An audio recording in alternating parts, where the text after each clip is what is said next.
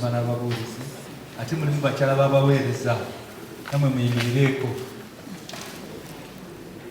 amakabise budde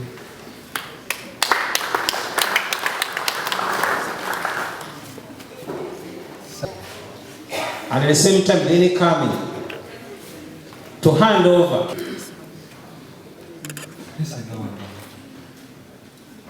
The presidents and the executives sabise nnyo okuba wano balaba pamapera enkuba bwe tsunamis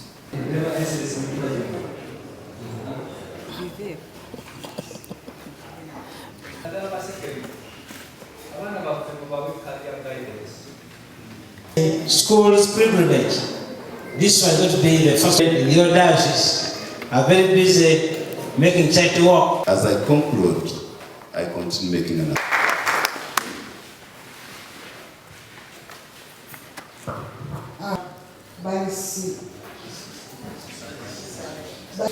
to the people who are attending your wedding on Friday.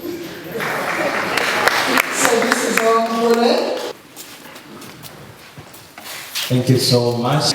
Almost 6 participants. Huh? People are excited. Come up here as well. Praise God. Amen. God is good all the time. God is good. Assistant. And I think the number has increased. I don't know. I have not checked. Those of us are the number was you hear. Now at P7 basu come chikumi. Wa first grade meka? Oka. Kati mwabata mweche baba bana mweza bina. Ni a strong pillar to our diocese.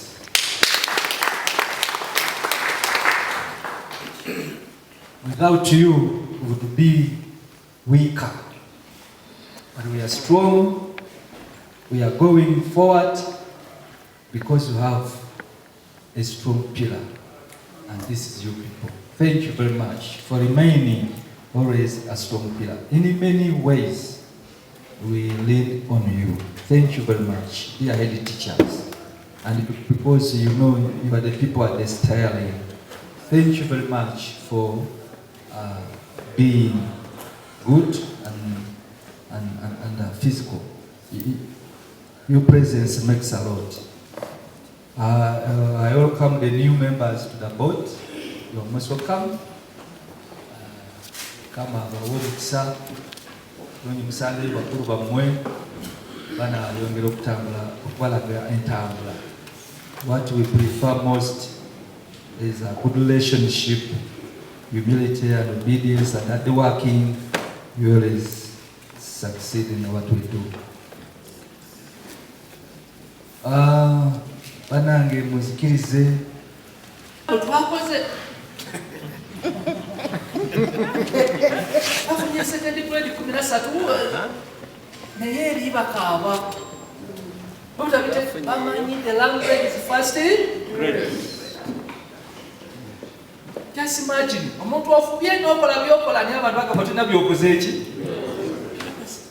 Therefore endeavor, dear brethren, mufube, I don't know, mumumanyi kubanga mwe ba technocrats wafe.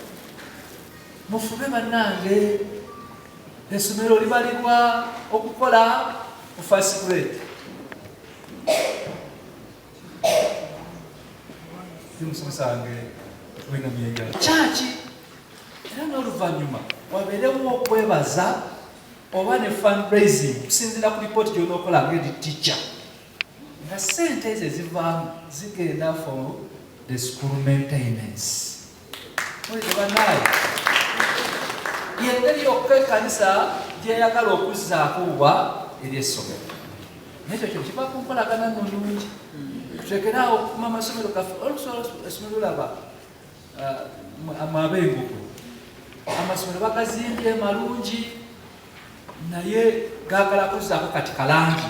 Langi emwe esanguse abalala abaana bakubyeko sitampu z'ebisinziiro nabazikutte kakati yozaako onofuna akasente mu kkanisa asitizaako akaki kalanje esomero sigale nga lishanana nga lirabika buki bulungi yakusaba nebyamwe nga munasinzira obwetaavu bubeerawo nensaba ekya school days mu church saba kukiwulirako nga kikola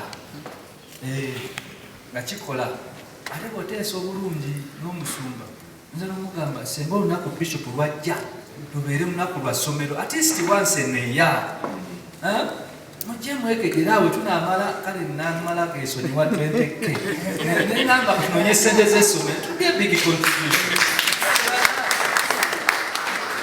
kubanga namwe musupportinze for all these years oyo mikwano gyange so njala kubasaba tukikwasaganye bulungi tubeere nga tukola naye ate bwegye agonegwaka tujja tukugumukamu netugamba yoffe kubanga these people who came first knew how we had planned our anniversary. It was going to be just a simple thing. Twagala kwebaza bane binaye mwamba sewe chair oyo yageze ekintu oyo n'abakulu bano era ne batuuka ne bakola empisa embi bishop kati bitulekere bivemu yawo obwannangwa bwo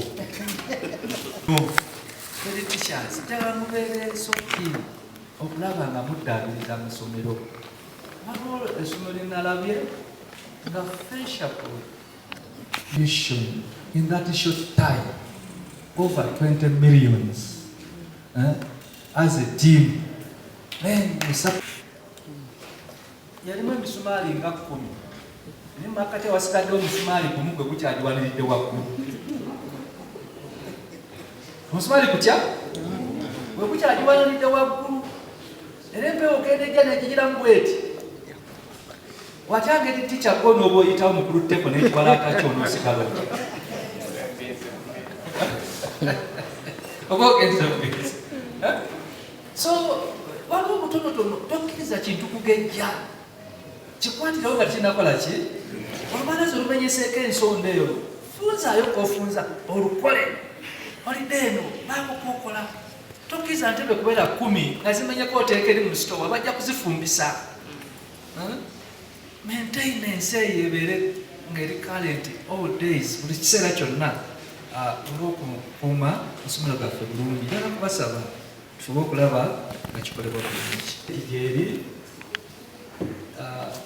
mutusaasire esitayimu abamu twakeereyo abaasaba mu budde tubaddemu n'ebisoomooza awo twaayo sente leeti ate mwe kyemukola temwagala kuwaayo sente zitaano mwagala kusasula nga kiwera kakati n'okusooka okunoonya sente kubeere kapito ninjala kubasaba naayo kozesa omukisa guno Nakanyonyi cottage njala kubasaba kigambo kino nasaba n'aba pulezidenti babeere baagenti b'ekyo naye tebakyongerako sabanga n'amafuta amapya nange muyogeyoge naye njala kwebaza olukiiko olukadde luluwa babadde ku tuni mingi era desi ne basaba dinkoni bano twasabye tuzeewo school okikuba amasomero school committees in our churches basaba mukwatagane bulungi n'enkiiko zino ez'amasomero ez'ekkanisa ez'ebyenjigiriza baliwo kulaba nga waliwo ekyeyongerako nja kusaba mukwatagane basaba dinkoni n'abasumba b'ababuulizi mufune abantu abalungi abalina omutima gw'amasomero abalina omutima gw'amasomero babeere nga bwebaba nga mu kkanisa ery'olukiiko ne management nga gyeri bwe banaakwatagana wajja kubaawo ekyeyongera ku ssomero era omulimu ogusooka wegwa sukulu bali bulungi bazadde baffe baagala okuyamba oluusi obusobozi tebuliiwo mwana mugezi n'omugamba twala omwana kusona musi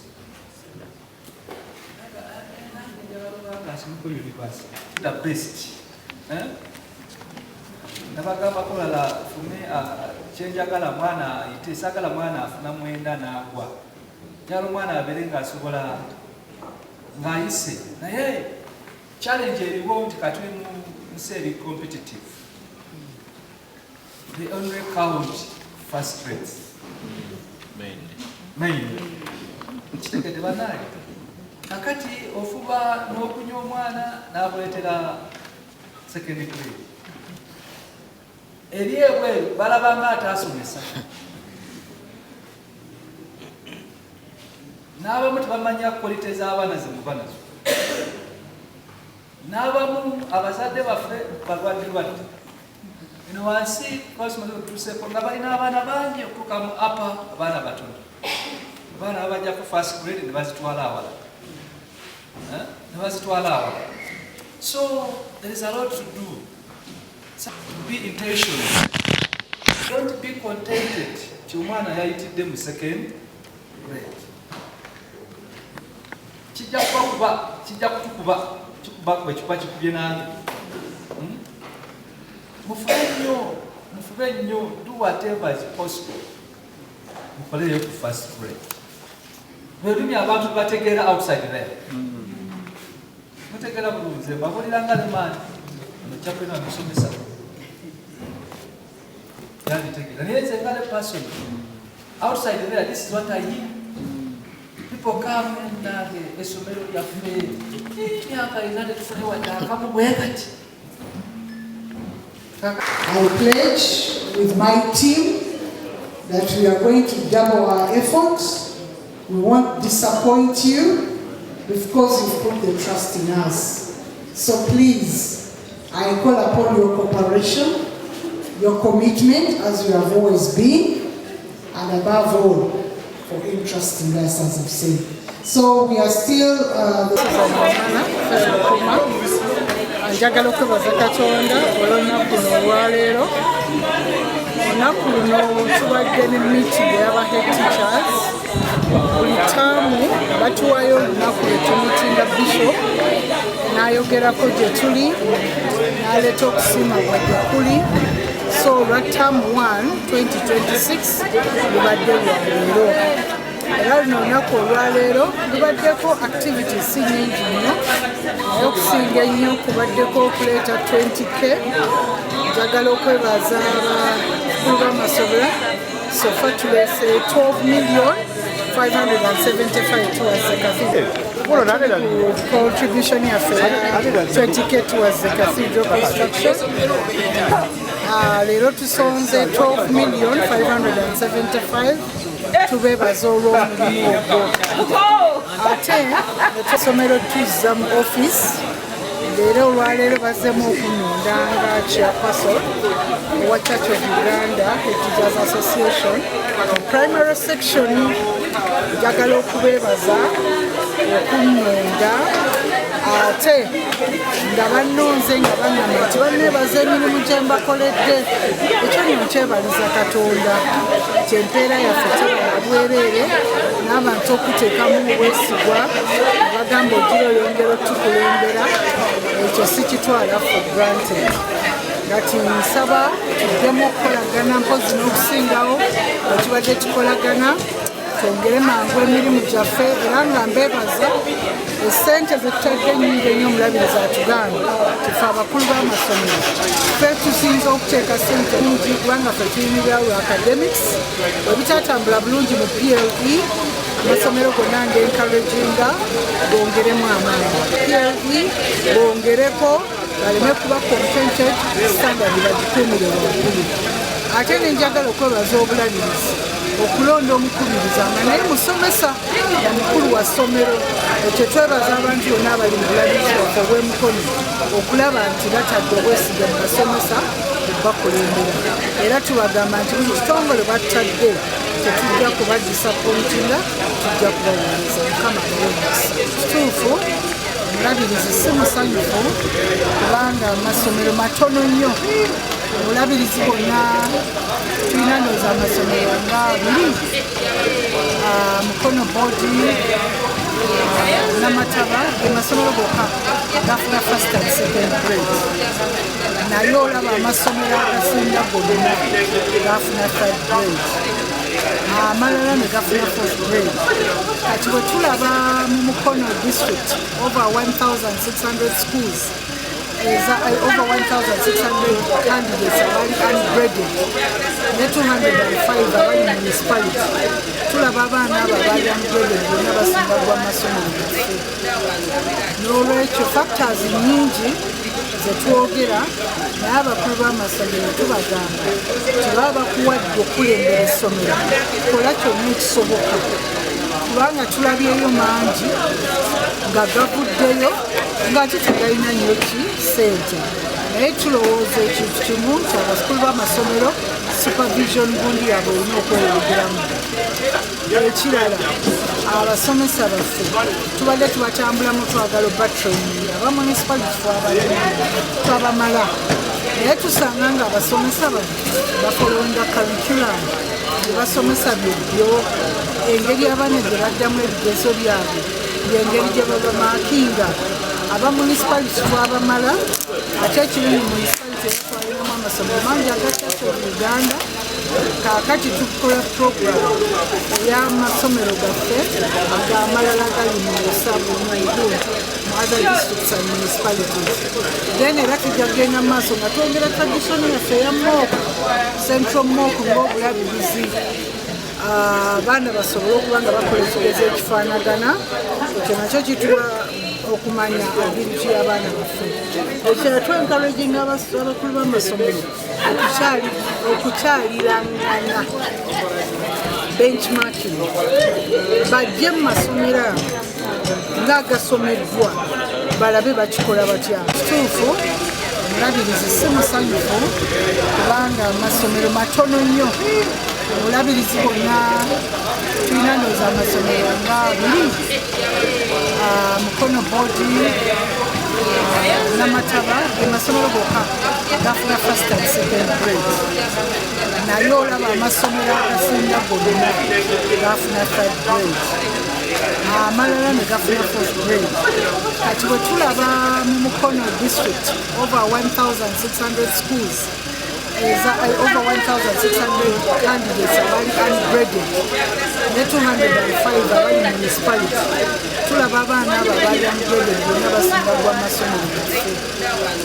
n'olwekyo factors nyingi zetwogera naye abakulu b'amasomero tubagamba tebaba bakuwadde okulembera essomero kola kyonna ekisoboka kubanga tulabyeyo mangi nga gavuddeyo ng'ate tegalina nnyo ki ssente naye tulowooza ekintu kimu nti abakulu b'amasomero supervision gundi yabwe olina okweyongeramu ekirala abasomesa baffe tubadde tubatambulamu twagala obatraining aba municipality twabamala naye tusanga nga abasomesa bafolowinga curriculum ebasomesa byebyo engeri abaana gye baddamu ebigezo byabwe engeri gye babamaakinga aba municipality twabamala ate ekirungi municipality etwaliramu amasomero mangi agakyasa Uganda kaakati tukola program ey'amasomero gaffe ag'amalala gali mu Busabu Maiguru mu other districts and municipalities then era tujja kugenda mu maaso nga twongera tradition yaffe eya mooko central mooko ng'obulabirizi abaana basobole okuba nga bakola ekigezo ekifaanagana ekyo nakyo kituwa okumanya ability y'abaana baffe ekirala twencouraginga abakulu b'amasomero okukyalirangana benchmarking bajje mu masomero ng'agasomeddwa balabe bakikola batya bennyini Mukono boodi Namataba nago ga UPV ya government schools so bajjeko babakyalire bababuuza engeri gye batambula n'ekirala abakulu b'amasomero beera updated curriculum mpya bo bagimanyi kuba be basupervisors ebyetaagisa babamanyi mu masomero so n'olwekyo ekyo kiba kituyamba okulaba nti omutindo gwaffe gukola ki gwambuka. Ekyo kyo nkikkiriza naye tugenda kukola kyonna ekisoboka kubanga bukyanga twatwala obukulembeze amasomero mangi aga improvements twayingira mu bukulembeze ng'amasomero mangi agatafunanga first grade naye kati tulina at least bafunayo 2 bafunayo 3 tulaba nga progress ejja lwakuba nti eri ntono naye nga tulaba progress weerudde. Twagala okwenyumiriza mu bintu bingi byetukoledde obulabirizi.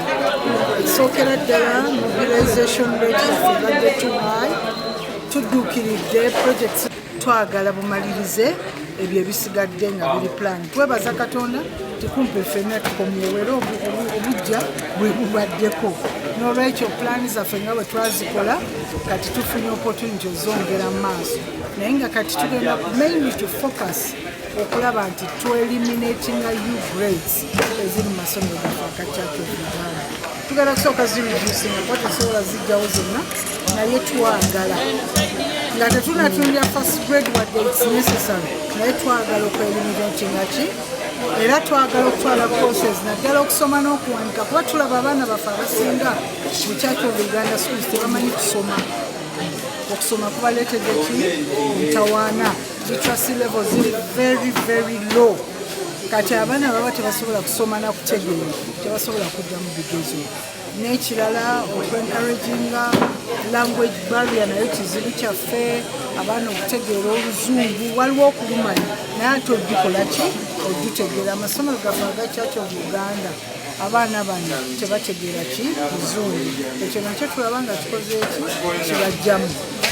Then ebirala byetusobola ebiri mu wiiki yaffe ebirala ng'abasomesa nga tebamala ate ebyo biri beyond us naye nga tetulemwa kubitegeeza bakama baffe badeesi ne basobola okugenda okwogera n'abadisitulikiti oba aba municipality ne bayamba baba bakola ki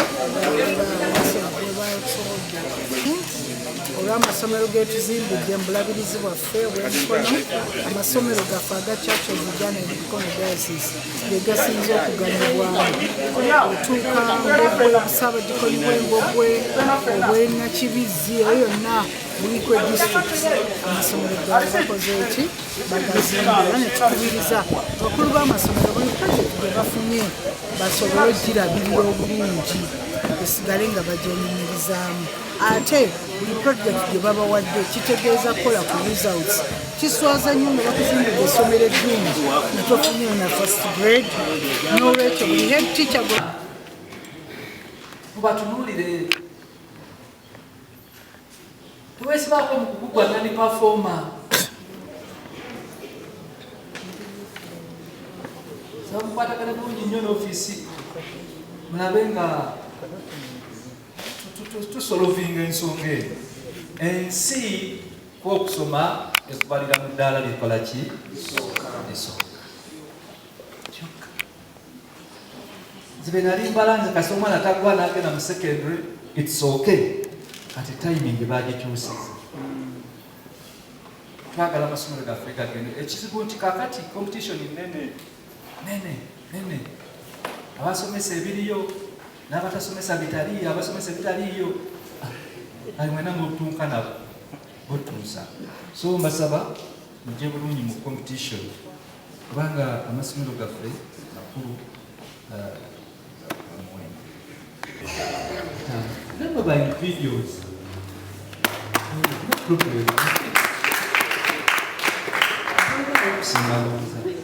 naye nga tusobola okuzirambula naye nga zammwe I think that's no problem. So, ekyo kiryawo nyongera kubasaba bannange twongere okukolera awamu n'okupatanaship temuba na bujja kuba tetulina busobozi bwe bumu naye tuzimbagana kuba tuli omubiri gutya saba olonatuuka kugenda wala eri laba muno kyalina ekirungi nawe osobola okukikola oba aba ekisomooza mubigabane tusobole okulaba nga mugenda mu maaso omugamu byonna. Njagala kwebaza aba institutions. I had only one program, though others. Njagala kwebaza nnyo bannaffe abafubye baana kusigalayo waggulu. Naye can you liaise with these people? Mukola mutya? Bakola batya? Don't be contented. In fact, it's my message. Tobera contented kubanga woli bagambe endevu twagala omutindo gulinnyeko. Tobera contented one mwaka gumu ebiri tofunye first grade bana baita mu second grade ensi ekupalabulala. Bajja kutandika bayimba nti ne bwayambala esuuti etakola ki mukajjukira nti ne wayambala ekiteeteeyi kye takola ki mujjukira akayimba etwayimba.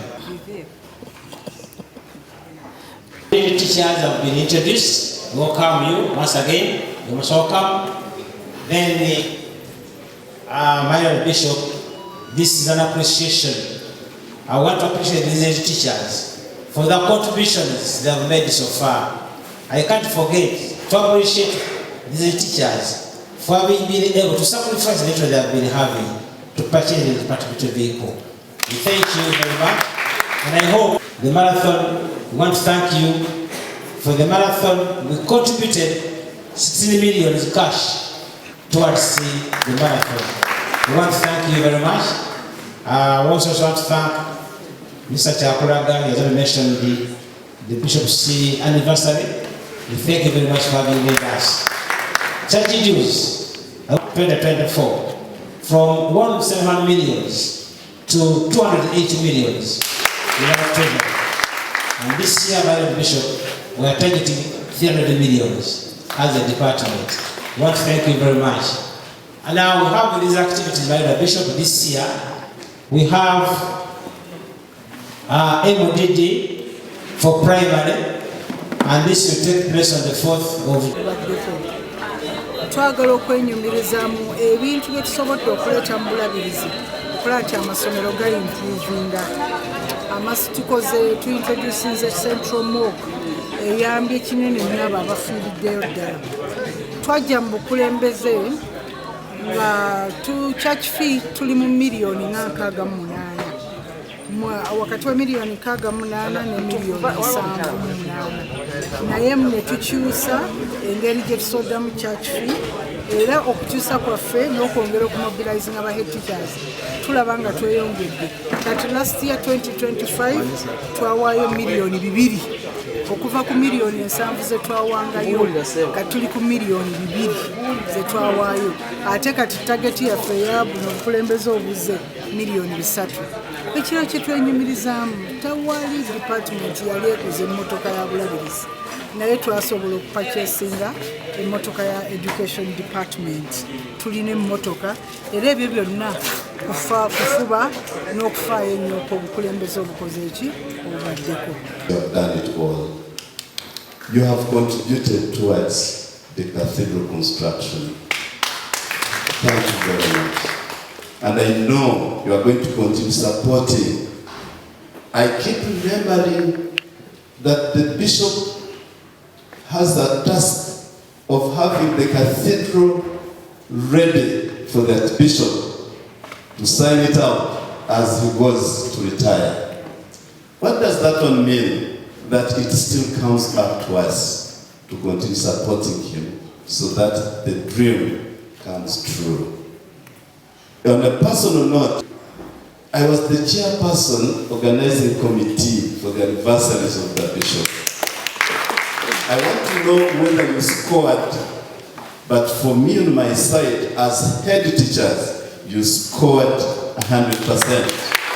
And I am here to thank you on behalf of the organizing committee for the support that you rendered to us, for the money, for the time, for the ideas, for everything, and physical presence. Because it would be difficult for me to organize chairs, and we should remain a team tomorrow and many years to come.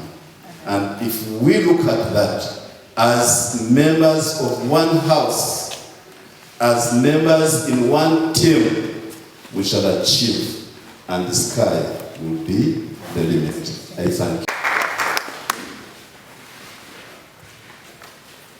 you.